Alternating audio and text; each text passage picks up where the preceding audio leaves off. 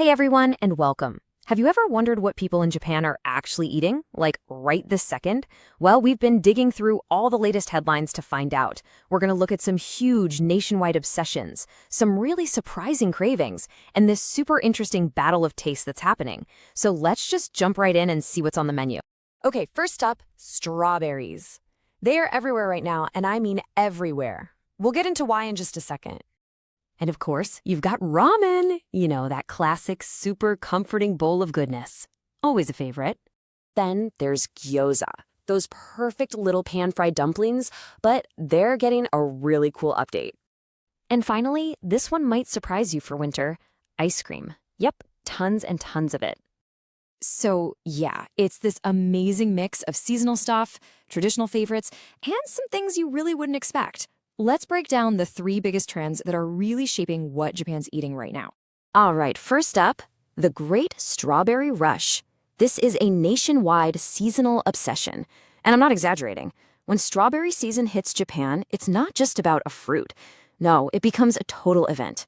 The whole food industry, from your local fast food place to the fanciest hotels, just goes completely strawberry crazy. And when I say everyone, I mean everyone. Just look at this list. You've got your family restaurants like Denny's and Bakery Donkey, convenience stores like Ministop, super fancy dessert places like Ludere, big hotels, even Haagen-Dazs is getting in on it. It's a total strawberry blitz across the country. But here's what's so cool about it. It's the passion. This quote right here says, "A dessert so good your heart and stomach will be satisfied." I mean, wow. That's from a headline about the strawberry desserts at Denny's. So you see, it's not just a snack. It's supposed to be this whole experience that makes you feel happy and satisfied.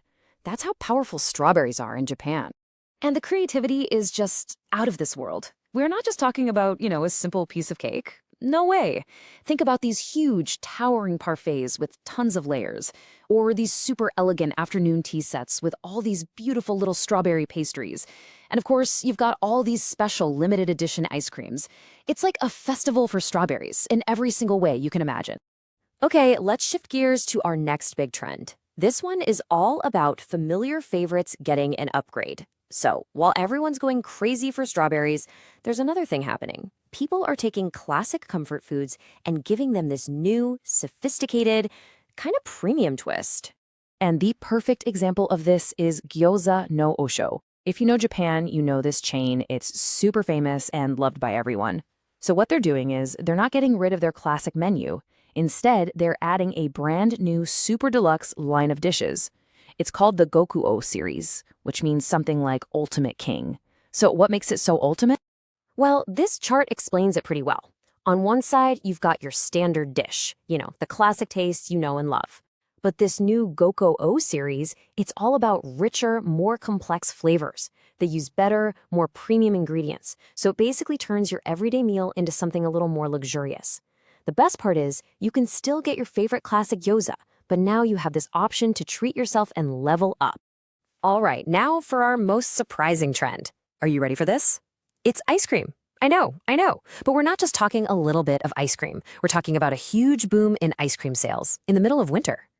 So the big question is, why, right? Why are people eating so much ice cream when it's cold outside? The answer is actually really interesting and tells us a lot about modern life in Japan. Get this, spending on ice cream has literally doubled in the last 20 years. It's because of this whole culture around winter ice cream. Think about it. You're all cozy in a nice, warm room, and you get to enjoy this rich, delicious, cold dessert. It's this small, affordable little luxury that people just absolutely love. And the options are just amazing. You're seeing headlines about people lining up for 31, which is Baskin-Robbins. Haagen-Dazs has this new royal milk tea crunch flavor that sounds so good. The convenience stores are huge players too. Family Mart has all these special collaborations, and 7-Eleven is even bringing in trendy Korean desserts like a heart tiramisu. And of course, you still have the old school regional favorites like the Black Mont Blanc from Kyushu. Okay, so let's recap real quick. We've seen a massive obsession with seasonal fruit, classic foods getting a premium makeover, and this crazy craving for winter ice cream. Our last trend kind of brings all of this together. It shows this really fascinating split, or maybe a combination, in what people want to eat right now.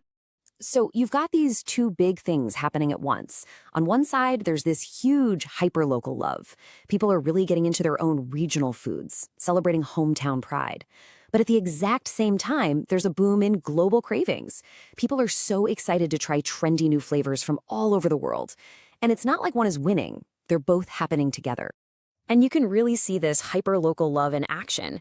There are headlines about brand new places like the Atami Pudding Factory opening up. People are having these intense online debates about where to find the absolute best sushi in Hokkaido. Even the convenience stores are getting in on it, making special gyoza based on the famous styles from places like Utsunomiya and Miyazaki. It's all about celebrating what makes each region special. But then, on the flip side, you have all these global tastes popping up. We already talked about that cute Korean tiramisu from 7-Eleven, right? Well, now you're also seeing things like Dubai-inspired chocolate flavors from Godiva and Starbucks.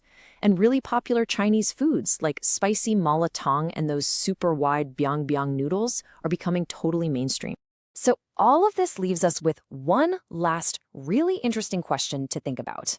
When Japan's appetite is growing in two directions at once, more local and more global, what does a Japanese meal even look like in the future? Like, what will people be eating in 5 or 10 years? It seems like the menu is always changing and always in a delicious way. Thanks so much for joining me today.